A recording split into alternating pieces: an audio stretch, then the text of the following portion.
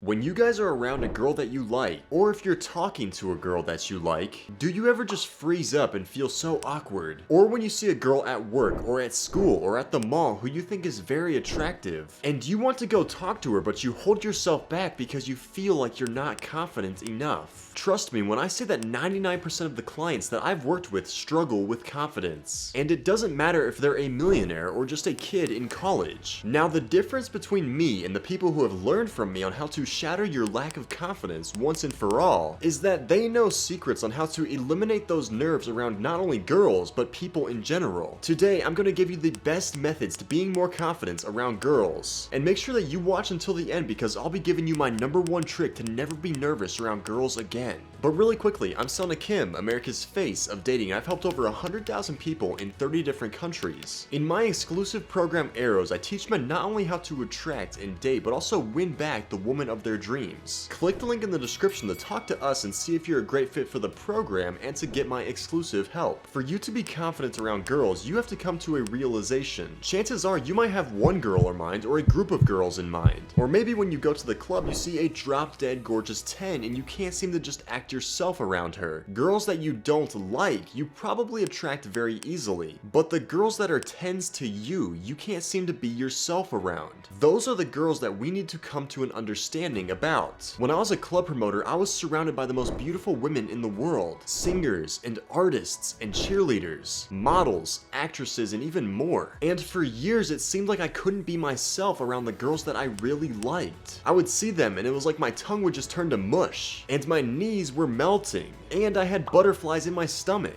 I feared that I would say the wrong thing. It took me a little under a decade to get over these overpowering emotions, and it actually happened in one day. You have to understand that when you're around these girls at school, or at the club, at the mall, or really when you're just out in general, you have to understand that these girls look their hottest. When it's 12 a.m. in the club, these girls look like 11 out of 10s. And when you see them when they're like that, you assume that they must look like that 24/7 whenever and wherever they go. What woke me up was not when I was around these girls at 12 a.m. in the club on a Saturday, but instead hanging around with them at 2:30 p.m. on a Wednesday. You see them for who they truly are. They are wearing sweatpants with no makeup, complaining about how they have acne on their face, about their friends, etc. The whole halo effect disappears. I was like, wow, these girls are not goddesses after all. They're just normal people with insecurities, and hobbies, and weird kinks like everybody else. But in that phase, I learned some simple tricks that you can do right now that 99% of the world does not know about, and will help you be about 100 times more confident around women, and you're not going to want to miss #1. #3 is don't get too invested from the start. One of the guys in my high-ticket program Arrows was obsessed with this girl that he met in med school. He only had a few conversations, but he was hooked on her from the start. His friends convinced him to confess his feelings, so he did, and then got absolutely shut down. Later, they're in the same friend group after med school and he wants her again. He then joins my program, and about a month after working with me, she then invites him to a concert. They go together and all of her friends are pulling him over to her because she wanted to dance with him. And then later in that night, they started to make out. Literally, this guy was obsessed with her for 2 years and he got her in one night. And it's because I taught him how to not get so invested from the start. Most guys are so worried about, is she gonna reply to my text? Is she not gonna like this and that? But that is the thinking of a low status individual. People of high status that have an abundance of confidence aren't worried about if she replies or not. And that same mindset tends to attract women because women are attracted to indifference. So to prevent yourself from getting too invested from the start, then ask yourself, would me saying this be high status or low status? Am I saying this looking for a reaction, or do I truly think that it's funny? Always filter out the low status behaviors so you can double down on your best traits. #2 is known as mirroring. If you've watched my video how to instantly be more confident, then you know about mirroring and how it's changed the lives for me and my clients. But you guys told me that you want more examples of it and how to actually do it. Mirroring is when you model how somebody else talks and thinks and acts. When I was growing up, I struggled heavily with confidence. confidence. I was bullied in school and grew up in a very poor family. People even made fun of me for my clothes being too short because we couldn't afford new clothing. And it took a heavy toll on my confidence, not only with girls, but with people in general. I always feared running out of things to say in conversation, or just getting rejected in general, but that was until I learned about mirroring. One of my role models was Charlie from 2.5 Men. He was extremely witty and girls always seemed to test him, but he always got the girl anyways. My mentor first showed me that in order to get success, just model the people that are already getting success. So when a girl tests you or you feel unconfident, just ask yourself, if this was my role model, and it can even be me, I will be flattered. But how would my role model respond to this? Or how would he act and feel here? Then simply just talk and act like that. For example, if a girl said, "You're so annoying," then I would ask myself, what would Charlie say back to this? Is that your way of flirting with me? Is verbal abuse? Because I'm kinda liking it. Number 1 is to understand that people see their flaws before their strengths. When you see these girls and they look absolutely drop dead gorgeous, you would think that they see themselves as this, right?